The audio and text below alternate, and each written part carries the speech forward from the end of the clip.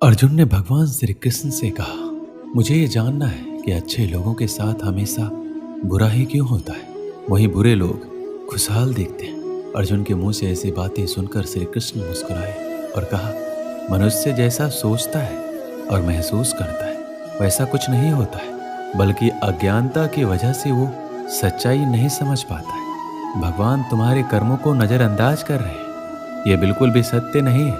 भगवान हमें कब क्या किस रूप में दे रहा है मनुष्य को समझ में नहीं आता, मगर आप अच्छे कर्म करते रहे तो भगवान की कृपा हमेशा बनी रहती है।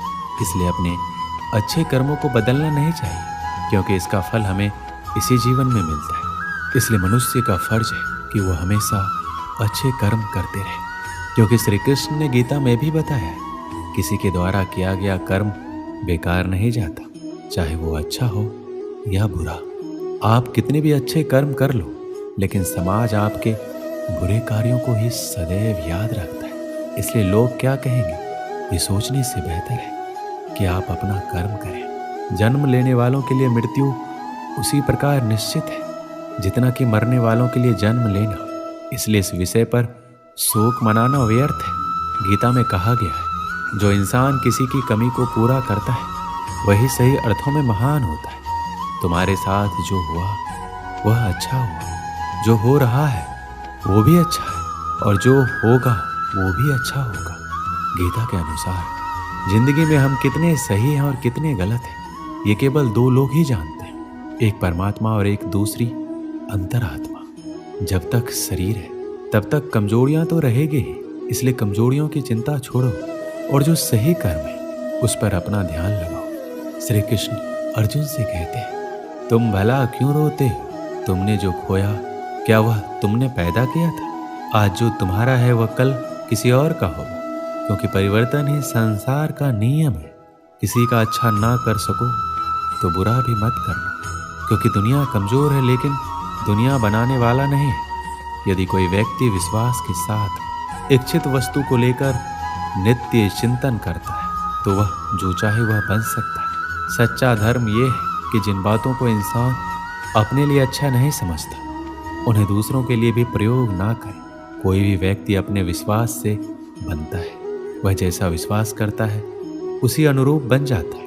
मन अशांत है और उसे नियंत्रित करना कठिन है, लेकिन अभ्यास से इसे वश में किया जा सकता है। मेरे लिए समस्त प्राणी समान है, ना कोई मुझे अत्यधिक प्रिय है ना ही कम, लेकिन जो मेरी भक्ति पूरे मन से करते हैं मैं सदैव आवश्यकता पड़ने पर उनके काम आता हूँ। मन की शांति से बढ़कर इस संसार में कोई भी संपत्ति नहीं है। जो मनुष्य फल की इच्छा का त्याग करके केवल कर्म पर ध्यान देता है वह अवश्य ही जीवन में सफल होता है। जो व्यक्ति क्रोध करता है उसके मन में भ्रम पैदा होता है, जिससे उसका बौद्धिक तर्क नष्ट हो जाता है और तभी व्यक्ति का धीरे धीरे पतन होने लगता है। जब इंसान की जरूरत बदल जाती है तब इंसान के बात करने का तरीका बदल जाता है। जीवन में सफलता का ताला दो चाबियों से खुलता है, एक कठिन परिश्रम और दूसरा दृढ़ संकल्प। कठिन परिश्रम से बचने के लिए व्यक्ति को भाग्य और ईश्वर का इच्छा जैसे बहानों के बजाय चुनौतियों का सामना करना चाहिए। गीता में कहा गया है, कोई भी अपने कर्म से भाग नहीं सकता, कर्म का फल तो भुगतना ही पड़ता है। मनुष्य को अपने कर्मों के अच्छे और बुरे फल के विषय में सदैव सोचकर चिंताग्रस्त नहीं होना चाहिए। जो मनुष्य प्रतिदिन खाने सोने और आमोद प्रमोद के कार्यों में लिप्त रहता है वह नियमित तौर पर योगाभ्यास करके समस्त क्लेशों से छुटकारा पा सकता है। जब इंसान अपने काम में आनंद खोज लेते हैं तब वह पूर्णता प्राप्त करते हैं। श्रीमद् भागवत गीता का मुख्य उद्देश्य मानव कल्याण करना है, इसलिए प्रत्येक मनुष्य को सदैव मानव कल्याण की ओर अग्रसरित रहना चाहिए। श्री कृष्ण कहते हैं, माफ करना और शांत रहना सीखिए, ऐसी ताकत आप बन जाओगे कि पहाड़ भी रास्ता देंगे। व्यक्ति को अपनी इंद्रियों को वश में रखने के लिए बुद्धि और मन को नियंत्रित रखना होगा। जो होने वाला है वो होकर ही रहता है और जो नहीं होने वाला है कभी नहीं होता। ऐसा निश्चय जिनकी बुद्धि में होता है उन्हें चिंता कभी नहीं सताती है। किसी भी व्यक्ति को ना तो समय से पहले और ना ही भाग्य से अधिक कुछ मिलता है, लेकिन उसे सदैव पाने के लिए प्रयत्नशील रहना चाहिए। इंसान हमेशा अपने भाग्य को कोसता है ये जानते हुए भी कि भाग्य से भी ऊंचा उसका कर्म है, जिसके स्वयं के हाथों में है। व्यक्ति को आत्मज्ञान के माध्यम से संदेह रूपी अज्ञानता को समाप्त करना चाहिए। श्री कृष्ण कहते हैं, मैं उन्हें ज्ञान देता हूँ जो सदा मुझसे जुड़े रहते हैं, जो मुझसे प्रेम करते हैं। सत्य कभी दावा नहीं करता कि मैं सत्य हूँ, लेकिन झूठ हमेशा दावा करता है कि सत्य मैं ही हूँ। परिवर्तन संसार का नियम है। समय के साथ संसार में हर चीज परिवर्तन के नियम का पालन करती है। हालांकि मैं भूत, भविष्य और वर्तमान काल के तीनों जीवों को जानता हूँ, लेकिन मुझे वास्तव में कोई नहीं जानता। मनुष्य जिस रूप में ईश्वर को याद करता है, ईश्वर भी उसे उसी रूप में दर्शन देते हैं। सज्जन व्यक्तियों को सदैव अच्छा व्यवहार करना चाहिए, क्योंकि इन्हीं के पद चिन्हों पर समान व्यक्ति अपने रास्ते चुनता है। जो मनुष्य जिस देवता की विश्वास के साथ भक्ति करता है, मैं उस व्यक्ति को उसी देवता में दृढ़ता बढ़ा देता हूँ। सभी काम छोड़कर बस भगवान में पूर्ण रूप से समर्पित हो जाओ। मैं तुम्हें सभी पापों से मुक्त कर दूंगा।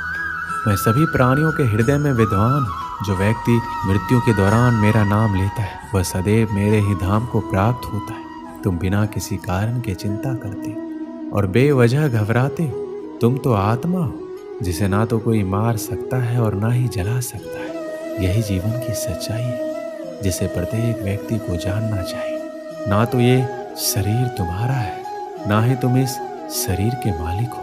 ये शरीर 5 तत्वों से बना है, आग, जल, वायु, पृथ्वी और आकाश।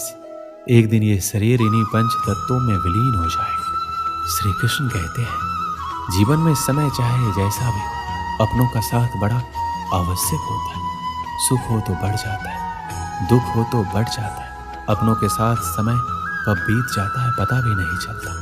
किंतु सोचिए, यदि आपको ऐसे किसी स्थान पर छोड़ दिया जाए जहां आपका कोई संबंधी ना हो, आपका कोई अपना ना हो, कोई मित्र ना हो, तो क्या होगा? एक एक क्षण कितना लंबा लगने लगेगा। तब तक लगेगा जब तक आप किसी को अपना नहीं बना लेते। अब सवाल ये उठता है, आपका अपना कौन है? वो संबंधी जिसके साथ आप रक्त से जुड़े हैं, या वो मित्र जिसके साथ आप बालपन से पले बड़े हैं, या वो सहकर्मी जिनके साथ आप काम करते हैं? नहीं, अपना वो जो विपत्ति में काम आए। अपनों की परख समय की कसौटी पर की जाती है। स्मरण रखिएगा, अपनों के साथ समय का पता नहीं चलता, किंतु समय के साथ अपनों का पता अवश्य चलता है। एक गांव में एक पंडित रहता था। उसे अपने व्याकरण ज्ञान पर बड़ा अभिमान था। वह जिससे भी मिलता अपने व्याकरण ज्ञान का बखान करने लगता। एक दिन उसे नदी पार करने दूसरे गांव जाना था। वह नदी किनारे पहुंचा और एक नाव पर बैठ गया। नाविक नाव खेने लगा। अपनी आदत अनुसार पंडित अपने व्याकरण ज्ञान का बखान करने लगा। उसने नाविक से पूछा, क्यों, क्या तुमने व्याकरण पढ़ा है? नाविक अनपढ़ था। बोला, नहीं पंडित जी, मैं तो पढ़ा लिखा ही नहीं हूँ। मेरा परिवार तो पीढ़ियों से नाव चला रहा है। पंडित उसे नीचा दिखाकर कहा, ओह, बड़े दुख की बात है, तुमने अपना पूरा जीवन व्यर्थ कर दिया। नाविक को बहुत बुरा लगा, किंतु वह पंडित को कुछ उत्तर नहीं दे पाया। बस चुपचाप नाव खेता रहा। नाव मझधार में पहुंच गई। तभी अचानक तेज तूफान आया और नाव डगमगाने लगी। पंडित डर गया। तब नाविक ने उससे पूछा, पंडित जी, आपको तैरना आता है? घबराए पंडित ने उत्तर दिया, नहीं। तब तो पंडित जी, आपका जीवन व्यर्थ जाने वाला है, क्योंकि नाव भंवर में फंस गई है और बस डूबने वाली है। ये कहकर नाविक नाव से कूद गया। व्याकरण का पंडित नाव में बैठा रह गया। कुछ ही देर में नाव पलट गई और पंडित पानी में डूबने लगा। उसका सारा व्याकरण का ज्ञान धरा का धरा रह गया। जान बचाने के लिए वह मदद की गुहार करने लगा। तब नाविक ने उसे बचाया और किनारे पर पहुंचाया। पंडित का अभिमान चूर चूर हो चुका था। वह समझ चुका था कि अपने ज्ञान पर अभिमान नहीं करना चाहिए। इस कहानी से हमें क्या सीख मिलती? हर व्यक्ति के विभिन्न गुण होते हैं जो उनके व्यक्तित्व को आकार देते हैं। ये गुण संयमित, दयालुता, संवेदनशीलता, उद्यमिता, सामर्थ्य, आत्मनियंत्रण आदि होते हैं। हर स्थिति में व्यक्ति को अपने गुणों का सही उपयोग करना चाहिए।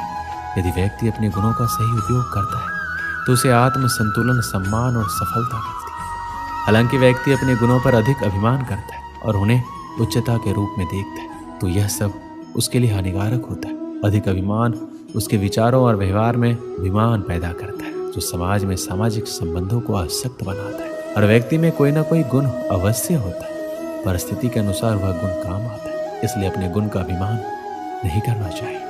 दोस्तों, इस वीडियो में बस इतना ही। मिलते हैं अगली वीडियो में। अपना ख्याल रखिएगा। जय श्री कृष्ण।